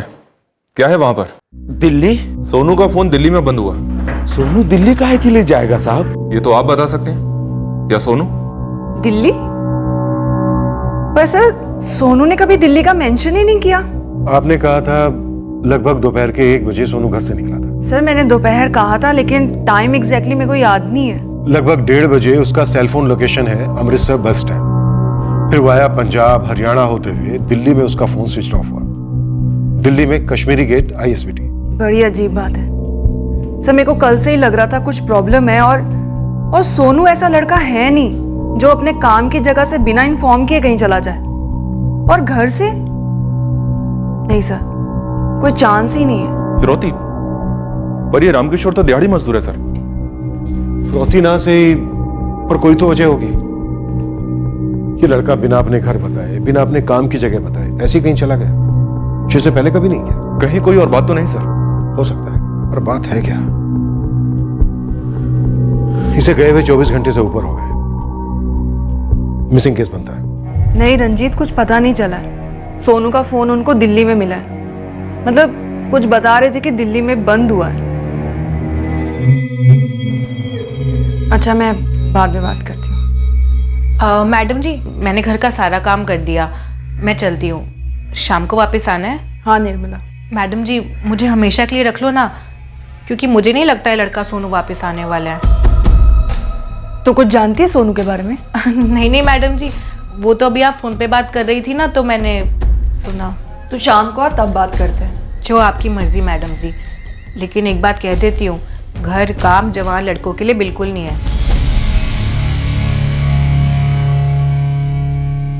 मोहित, ऐसा तो नहीं है कि ये लड़का किसी लड़की वड़की के चक्कर में कहीं भाग गया हो? कुछ कह नहीं सकते सर, 20 साल का लड़का है, पर शायद इसके माँ बाप को भी इस बात का पता नहीं होगा, वरना ये बात निकलती जरूर। ये भी तो हो सकता है कि माँ बाप को पता हो, बताना भूल गए, उनके दिमाग से निकल गई।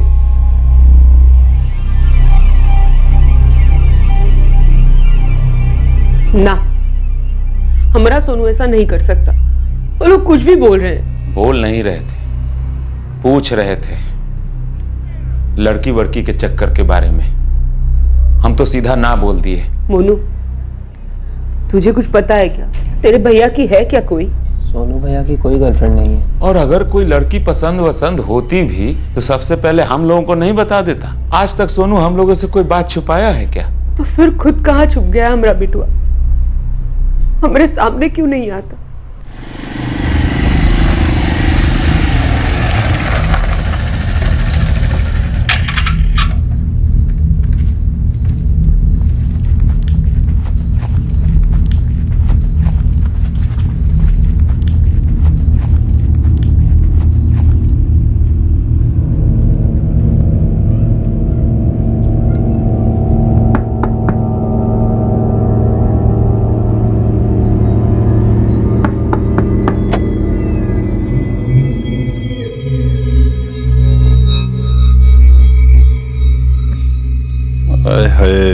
कितनी कमाल दी एक्टिंग कर दी तू शर्माने दी, एकदम नई दुल्हन वर्गी। काश तू भी दूल्हे राजा की एक्टिंग कर ही लेता। किसने देखा तो नहीं तुझे आते हुए? मुझे क्या पता।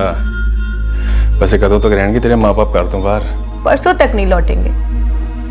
पूरे 3 दिन तक अकेली हूँ मैं इस घर में। अच्छा, तो मेरी शर्मिली दुल्हन, चल तेरे अकेलेपन का इलाज कर दिया। हाँ जी, हाँ जी, हाँ जी, हाँ जी।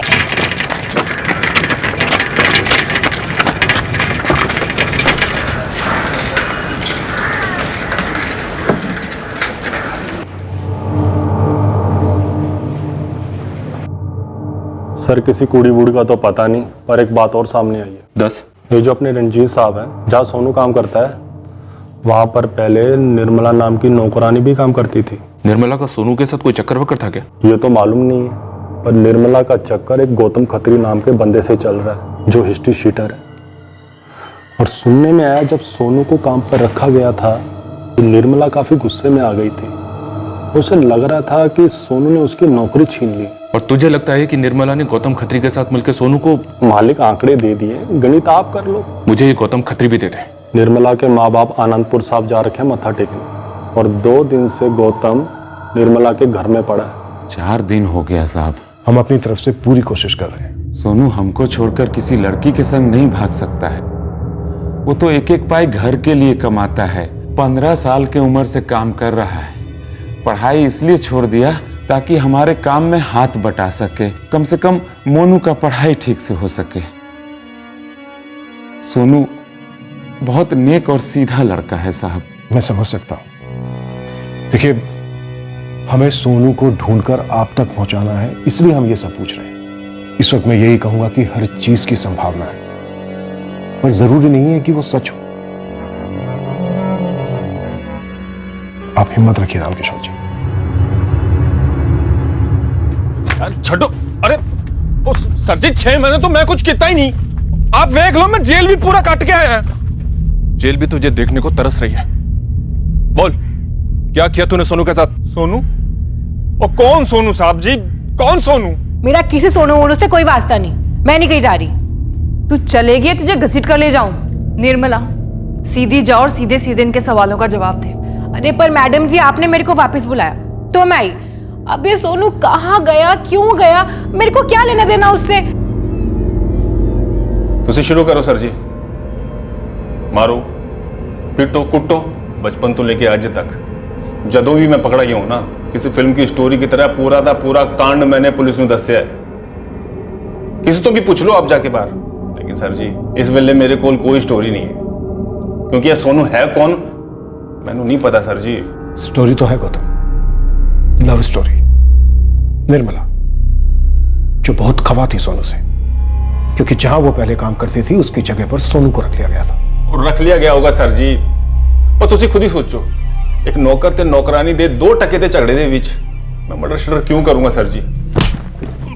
मर्डर की बात तो मैंने अभी तक कही नहीं थी। गायब कहां ना सर जी? अब इंसान के बच्चे को कोई जेब विच रख के तो गायब करता नहीं है, इसीलिए मैंने कहा मर्डर। साहब, आप इस थाने में ईमानदारी से काम करते हैं सालों से, फिर बड़े साहब आपको हटाकर किसी एरे गहरे को आपकी कुर्सी पर बिठा देते हैं। आपको गुस्सा आएगा कि नहीं आएगा? तो तुझे सोनू के साथ इतनी ज्यादा नफरत थी? मैं रंजीत साहब और कविता मैडम के घर सालों से काम करती थी, फिर 2 साल पहले किसी ढाबे से उठा लाए उस सोनू को, और 2 साल के बाद तूने उसे उठा लिया। अब तू मुझे साफ साफ बता निर्मला, इस गौतम के साथ मिलकर सोनू के साथ तूने क्या किया? मुरब्बा बना दिया उसका साहब, अब पराठों के साथ निकल गई। लाश कहाँ है उसकी? अरे साहब, रोज एक काम हाथ से जाता है तो 4 काम हाथ आते हैं। अब कविता मैडम ने खुद मुझे फोन करके वापस बुलाया तो मैं काम पर गई। भला मैं सोनू को क्यों मारूंगी साहब? किसी पागल कुत्ते ने थोड़ी काटा है मुझे।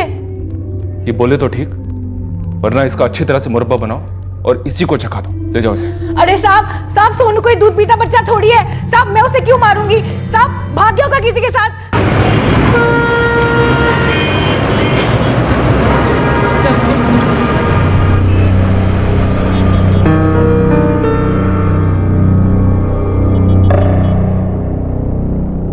अमृतसर जलंधर हाईवे पर टकरीवाल के पास है ढाबा। जी, हम 7-8 बार ही गए वहां, खाना बड़ा अच्छा होता है। फिर एक दिन रहा नहीं गया तो ढाबे के मालिक से पूछ ही लिया। वो बच्चा है जी अभी, लेकिन बाबा जी की मेहर है उस पर, और उसके हाथों में तो मैजिक है जी, मैजिक। फिर देर किस बात की पाजी, एक बारी मिलाई दो। ओ छोटू, जरा सोनू को भेज जल्दी। और लो आ गया अपने ढाबे का स्टार, सोनू द ग्रेट। वाह, क्या खाना बनाता है। ये ले, रख ले। और रख ले पुत्र, कोई गल नहीं। थैंक यू सर जी। फिर जब मैं अगली बार वहां गया तब मैंने सोनू से पूछ ही लिया। ओ जी, तुसी फिक्र ना करो, तुम्हारे सारे ट्रक निकल गए टाइम पे। हाँ जी, वो एक्साइज नाके पे। हाँ जी, हाँ जी, मैं आपको फोन करांगा जी। सत श्री अकाल। ओए सोनू जी, यहाँ तो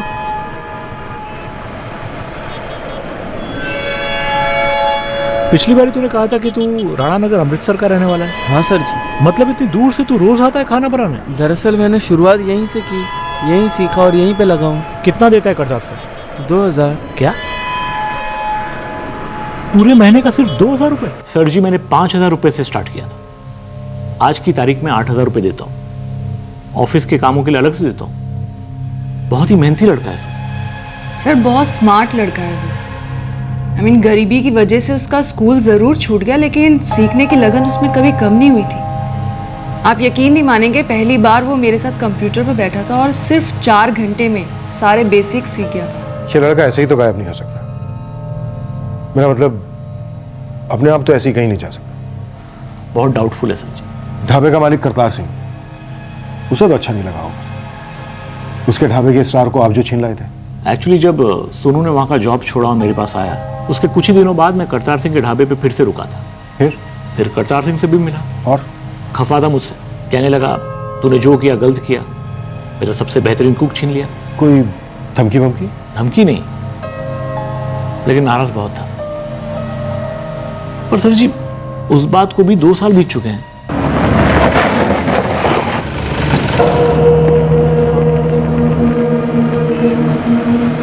सर जी मैंने धमकी दी थी, पर उस आदमी को नहीं, सोनू को दी थी धमकी। और चल दफा हो यहाँ से, नहीं करता तेरा मैं हिसाब।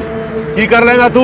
पाजी ऐसा तो ना कहो पाजी, मैंने इतने सालों इतनी मेहनत से आपके यहाँ काम किया है, खाना बनाया है, वो भी इतने कम पैसों में। ओ चुप कर कमीनिया, खाना बनाया है। और प्याज और लहसुन के बीच का फर्क नहीं मालूम था तेरे को।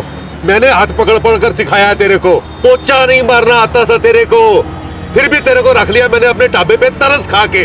पाजी आपका यह एहसान मैं कभी नहीं भूलूंगा, पर रंजीत सर का घर बिल्कुल मेरे घर के पास में है, पैसे भी दुगने दे रहे, वो दुगने से भी ज्यादा। तो दफा होना यहाँ से। पाजी हिसाब कर दो ना पाजी। करूंगा पुत्र, एक न एक दिन मैं तेरा हिसाब जरूर बराबर करूंगा। सिर्फ खाना बनाना नहीं सर जी, जीने की तमीज सिखाई थी मैंने उसे। सिर्फ 15 साल का था जब वो यहां आया था। एक एक चीज मैंने उसे अपने हाथों से सिखाई थी, बिल्कुल एक गुरु की तरह। और वो दगा दे गया साला। और उस दगा के 2 साल बाद तुमने अपनी गुरु दक्षिणा वसूल कर ली, उसे गायब करके। जिसने भी आपको यह खबर दी है कि मैं सोनू पे गुस्सा था, गुस्से में मैंने उसे धमकी दी, तो सर जी खबर तो खबर होती है, और जरूरी नहीं है कि हर खबर सच्ची हो। हाँ तो सच क्या है आप बताइए। सच ये है साहब जी कि हाँ मैंने तब उसका हिसाब नहीं किया था, लेकिन 6 महीने बाद मैंने उसके वो 2000 रुपये उसके कार भेज दिए थे उसके बाप के पास। जाओ पूछ लो उनसे। 2 साल पहले छोड़ गया था, बच्चा था, अपना ही बच्चा था, और बच्चों से बदला लूं इतना छोटा मैं नहीं हूं साहब जी। ये सोनू वाकई में गुमशुदा है, या फिर ये एक मर्डर केस है जिसे हम एक मिसिंग केस समझ रहे हैं? लेकिन मर्डर की तरफ अभी तक कोई ठोस इशारा तो नहीं मिला है सर। नहीं मिला है, बस एक बार गौतम के मुंह से मर्डर निकला था। एक नौकर ते नौकरानी दे 2 टके ते झगड़े दे बीच मैं मर्डर शर्डर क्यों करूंगा सर जी? लेकिन सर मर्डर केस बनने के लिए किसी मोटिव का होना जरूरी है, कोई तगड़ा सस्पेक्ट हो। अब ये निर्मला, गौतम और वो ढाबे वाला करतार सिंह, इन तीनों के मोटिव्स काफी हल्के हैं सर, और इन तीनों के स्टेटमेंट में कोई झूठ भी तो नजर नहीं आ रहा है। बहुत अजीब है, इस केस में अभी तक हमें कुछ नजर नहीं आ रहा है।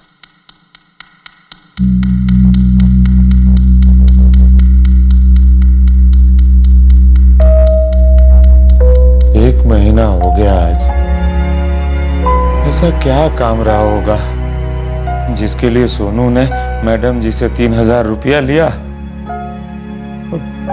बिना कुछ बताए कहीं चला गया।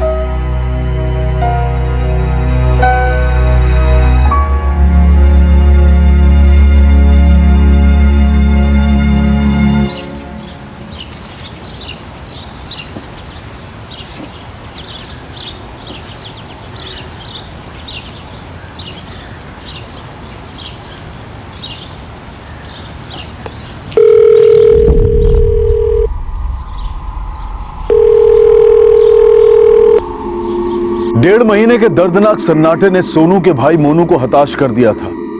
उसने फ्रस्ट्रेशन में, गुस्से में, दुख में एक तुक्का लगाया। उसने अपने भाई का नंबर डायल किया बिना किसी उम्मीद के कि इससे कुछ होगा, लेकिन उस दिन कुछ हुआ। मंजीत गिल?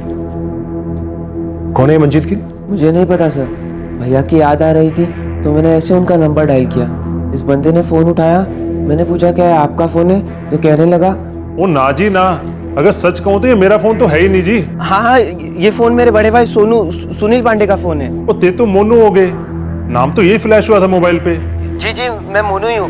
मंजीत जी आप कहाँ हो? ओ जी मैं तो अमृतसर में हूँ, तुसी कहाँ से गल करते पे हो?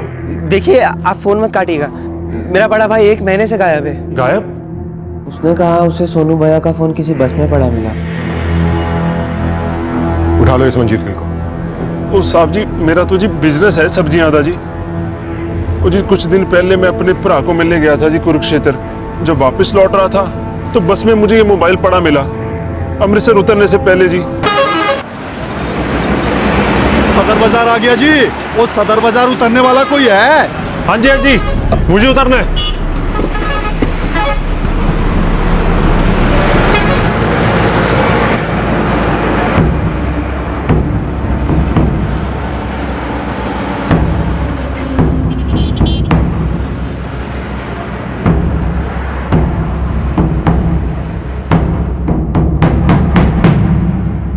रब दी सो सर जी, मैं झूठ नहीं दस रहा।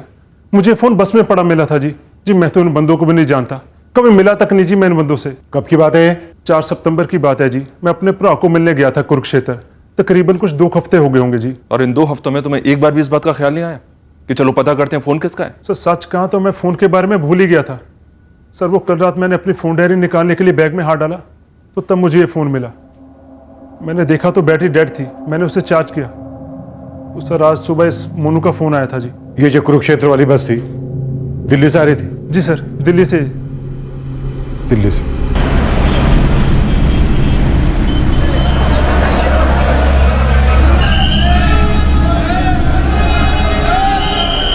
अमृतसर सेंट्रल बस अड्डे से कांटेक्ट हुआ। उनका कहना है कि कंडक्टर्स और ड्राइवर्स तो चेंज होते रहते हैं, पर वो बस दिल्ली अमृतसर रूट की ही बस थी। और सर ये मंजीत, ये तो कुछ भी याद नहीं कर पा रहा है कि वो बस कौन सी थी। हाँ लेकिन फोन तो उसे बस में ही मिला था ना। मैडम जी प्लीज जरा जोर देकर याद कीजिए ना। सोनू भैया ने एक बार भी दिल्ली जाने का जिक्र नहीं किया। नहीं मोनू, उसने बस यही कहा कि पापा का कोई काम है, 3000 रुपए लिए मुझसे, लेकिन ये बताया नहीं कि वो जा कहाँ रहा है या कब लौटेगा। पता ही नहीं चल रहा है कि सोनू भैया दिल्ली क्यों गए थे। क्या हुआ? दिल्ली तो अमृतसर बस में सोनू का फोन मिला उन लोगों को। मतलब किसी और के पास था? कोई मंजीत गिल अमृतसर का, उसे मिला फोन उसका। फोन भले ही दिल्ली घुमाया हो सूरी, पर मुझे लगता है कि सोनू कभी अमृतसर से बाहर गया ही नहीं, वो यही है। सर एक फिल्म देखी थी मैंने जिसमें क्रिमिनल्स पुलिस को गुमराह करने के लिए अपने ही किसी आदमी का फोन बस में छोड़ देते हैं। मुझे लगता है सर कोई फिल्म की इस कहानी से बहुत ज्यादा इंस्पायर हो गया है। और हम फिल्मी पुलिस की तरह गुमराह हुए हैं सूरी। अभी तक हम कई काल्पनिक थ्योरीज पर काम कर रहे थे, जबकि सच कहीं और ही छुपा है।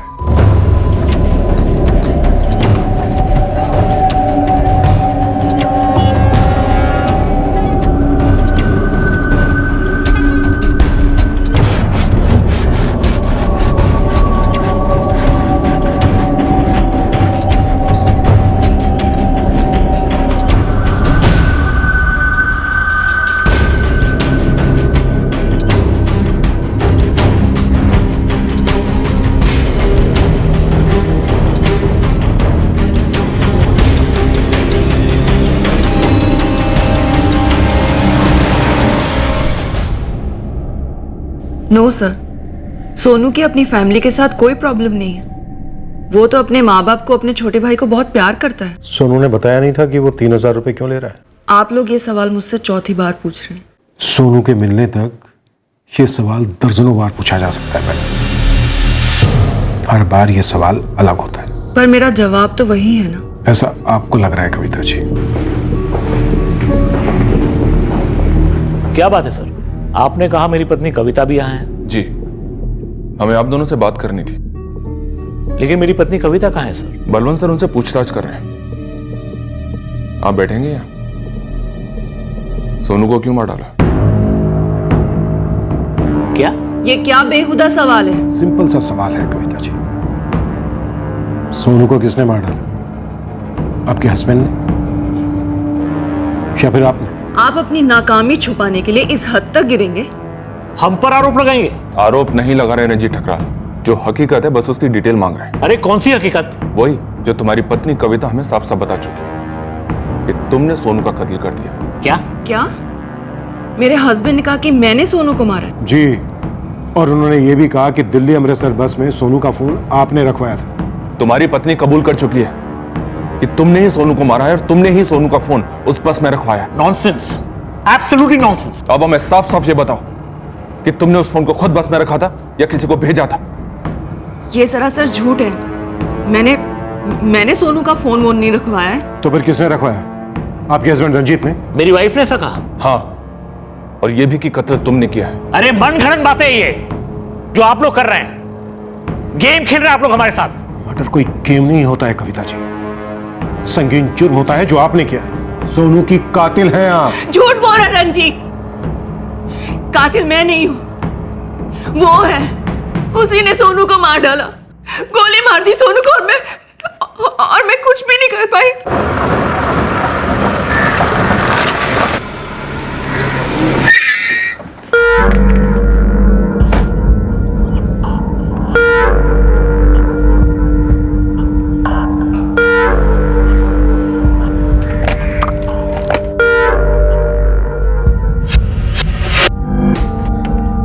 नॉट बैड, तुम तो बहुत जल्दी सीख रहे हो। मैंने पहले भी थोड़ा सीखा है ना मैडम जी, स्कूल में। तो अगर मैं तुम्हें कहूँ कि मेरे लिए ये ऑनलाइन ट्रांजैक्शन कर दो तो कर पाओगे? जरूर मैडम जी, बस एक दो बार आप मुझे सिखा देना, उसके बाद मैं ढंग से कर दूँ। इतना भरोसा कर सकती है आप मुझ पर? मुझे तुम पर पूरा भरोसा है। अरे रंजीत, तुम कब आए? राम सर जी, लंच के लिए आए हो? ये क्या कर दिया तुमने? तुमने इसे मार डाला रंजीत। तुमने 3 गोलियां मार दी सोनू को। उस बेचारे ने ऐसा क्या कर दिया था कविता जी? ये क्या कर दिया तुमने? हाँ, क्या कर दिया? क्यों मार दिया? बोलो ना, बोलो। तुमसे कुछ पूछ रही, बताओ क्या किया था? क्या किया था उसने? बताओ ना। नहीं सोनू, ऐसा मत करो ना। सुबह आ जाओ, शाम को भले ही छुट्टी कर लेना। मैं बोल रही हूँ ना तुम्हें, मेरी बात मानो, सुबह आ जाओ। सच्ची? वाह, वेरी गुड सोनू। तुम सुबह आओगे ना, तब आराम से बैठ कर बातें करेंगे। मैं सब कुछ अच्छे से एक्सप्लेन करूंगी तुमको। हाँ, अरे बाबा कोई बात नहीं, तू लेट आ जा थोड़ा। ठीक है, बाय।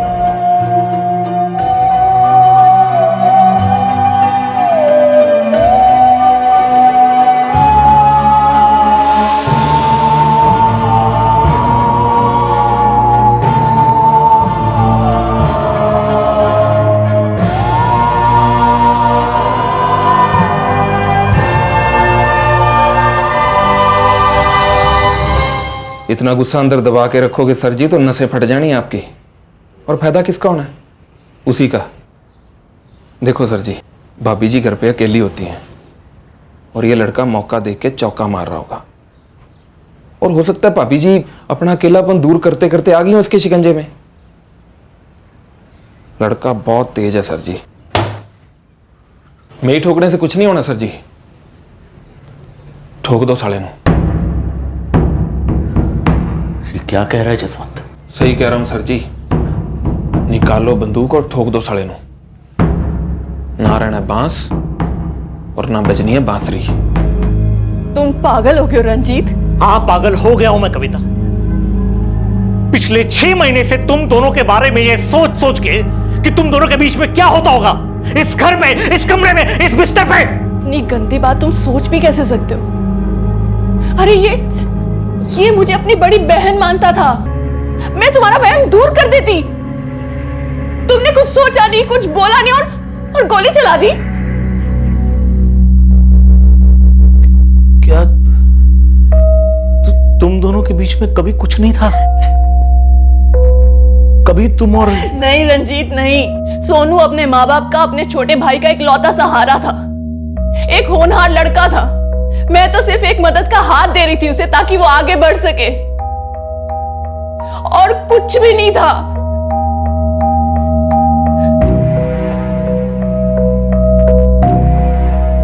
देखो सर जी, जो होना था वो हो गया। अब मरे हुए को जिंदा तो कर नहीं सकते, तो अब कुछ तो करना पड़ेगा।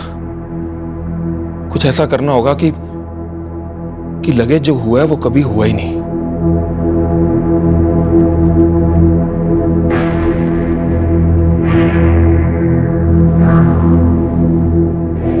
बड़ी गलती हो गई कविता। खून गलती है कविता। देखो कविता, हस्बैंड होना तुम्हारा, हमें पूरी लाइफ एक साथ गुजारनी है। प्लीज मेरी मदद कर दो। ऐसा सोचो कुछ हुआ ही नहीं है, कुछ नहीं हुआ है कविता। प्लीज मेरी मदद कर दो प्लीज। मैं उसकी बातों में आ गई थी, चुप रहकर उसकी मदद की मैंने। बस में फोन रंजीत ने ही रखा था।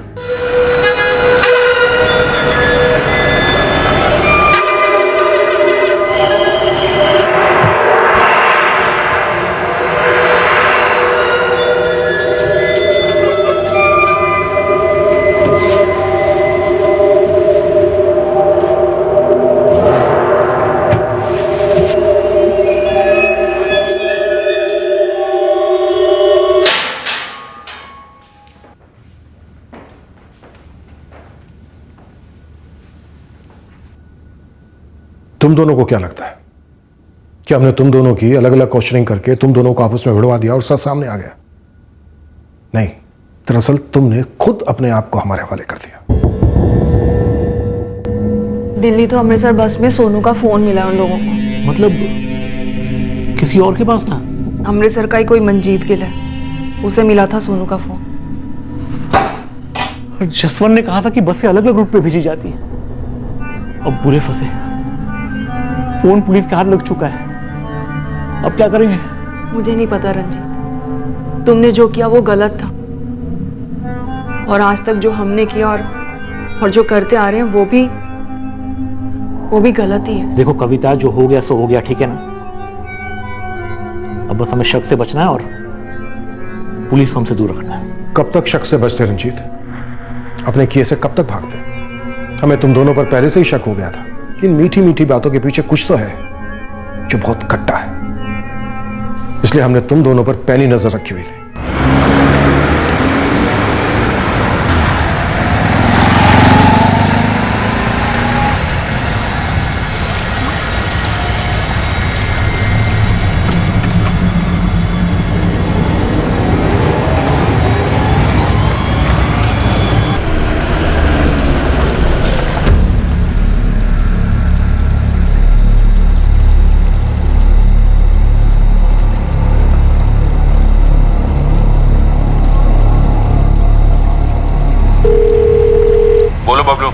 सर जी, रंजीत ठकराल और उसके ऑफिस के बंदे ने नदी में अभी कुछ फेंक दिया पुल के ऊपर से।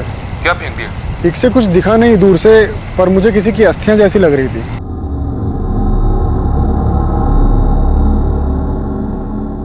जसवंत, बाई चांस अगर पुलिस को हम पे शक हो गया तो घर की तलाशी हो सकती है, और सामने वाले प्लॉट की भी।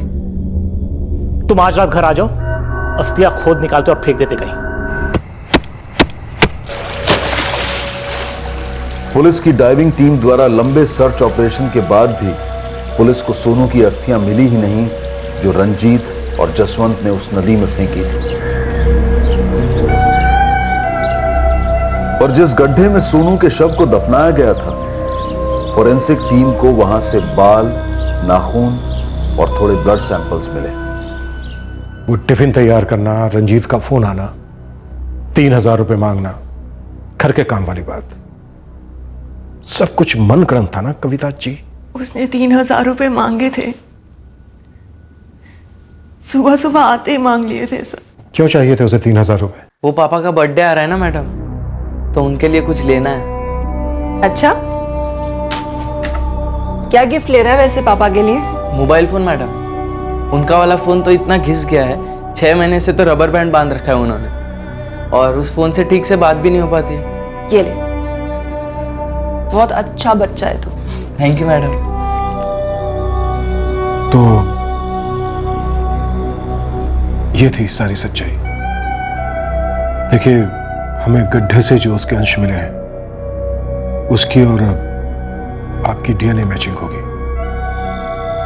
इसके लिए आप लोगों को हॉस्पिटल में जाना होगा। क्रियाक्रम करने जैसा ऐसा कुछ भी नहीं मिला।